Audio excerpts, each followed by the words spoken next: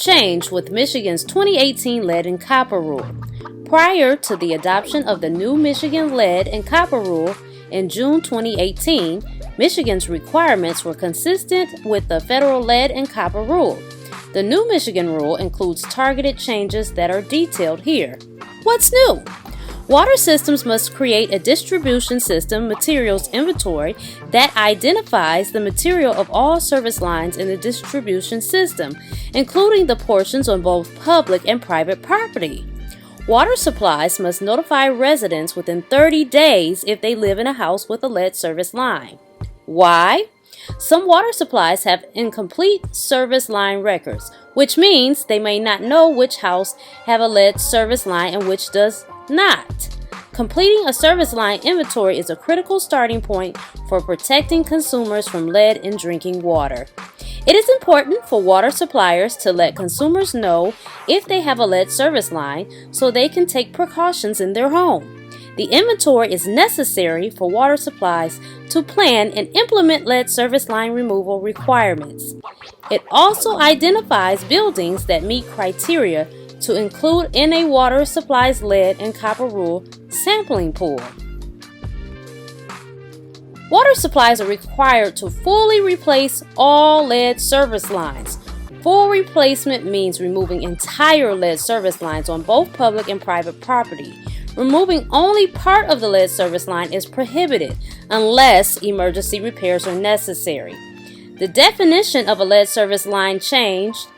Lead service lines extend from the water main in the street to either the first water shutoff valve inside the building or 18 inches inside the building. Lead goosenecks, lead pigtails, and other fittings made of lead between the water main and the shutoff are also considered lead service lines.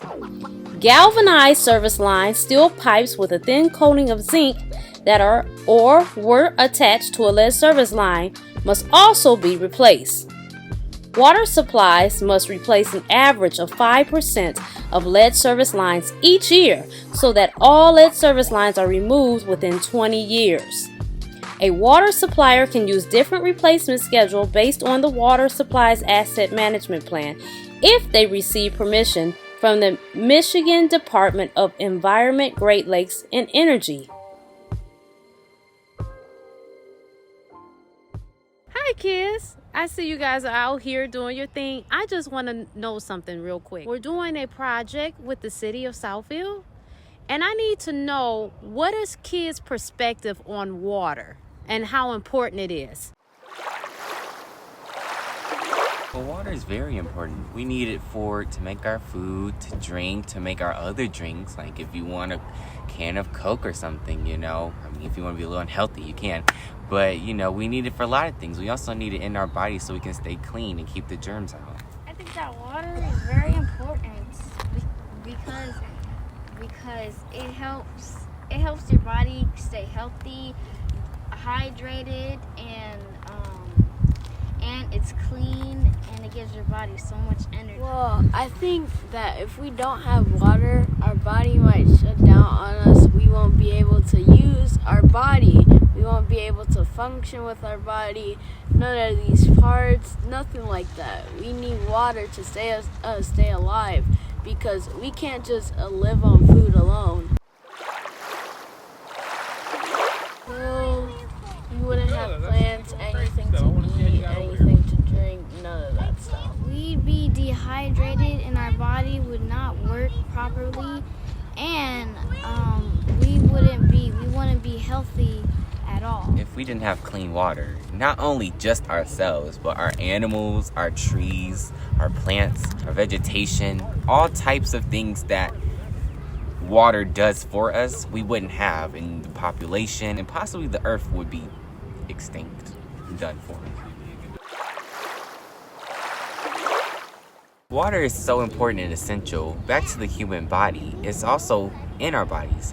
Like the human adult body is made up of nearly 60% of water. Oh, wow. I did not know that. That is incredible. Wait, the body is made up of 60% of water? How? Well, let me break it down to you because water is extremely important to our bodies.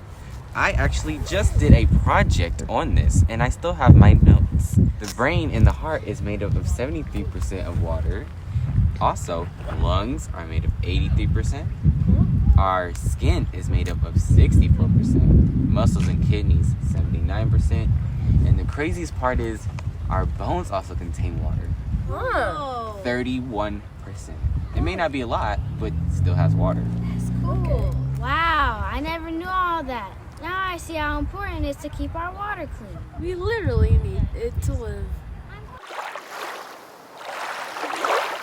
Wait a minute, where does our drinking water come from? I also have some notes on that too. Our water comes from the Great Lakes and the Detroit River. Detroit's drinking water is clean and safe to meeting and, in some cases, exceeding federal and state regulatory standards. We all must do our part to keep it this way. If we don't, we will struggle and our waters will be dirty. So we have to constantly test and keep our water clean for not only us, but the world. Watch the following clip to know how and why.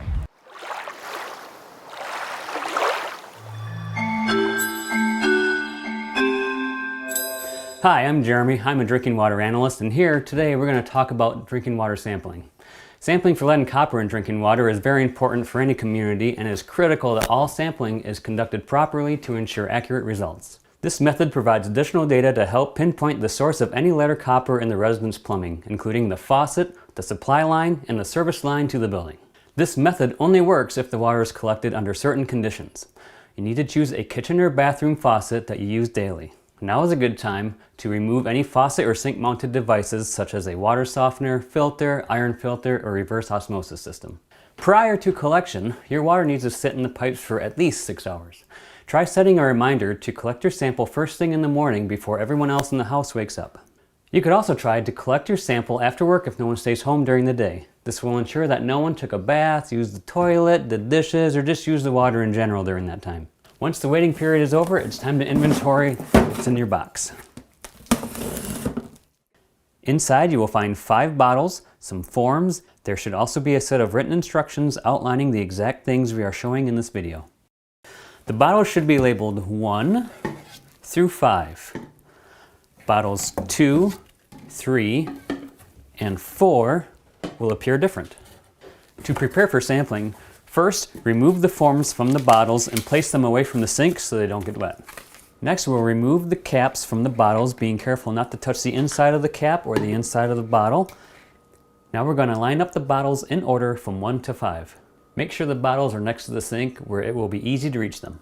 Next, we're ready to sample. First, grab bottle 1 and place it directly under the faucet so it's ready to capture that first draw of water out of the tap. When you're ready, turn on the cold water tap. When filling the bottle, do not allow the neck to touch the faucet.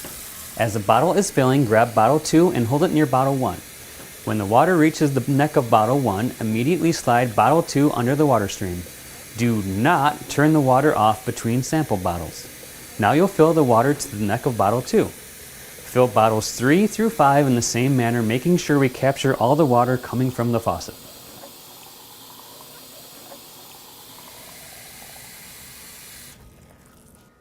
Now, tightly twist the caps back onto bottles 1 and 5. Then pour the water out of bottles 2, 3, and 4 and allow them to dry. Are you collecting these samples for your local water supply? If so, check your paperwork to find out how to contact your water supply so they can pick up the sample. Now fill out the paperwork provided to you by the water supply or the lab. Don't forget to record the date, the time, your address, and name. If you're collecting these samples for your own purposes, it's your responsibility to make sure that the sample makes it to the lab within 14 days.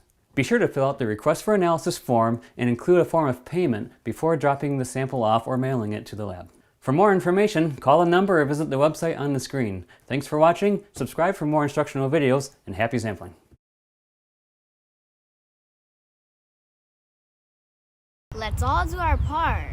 By spreading the word And by testing our water lines at home so we can continue to keep our water clean and safe.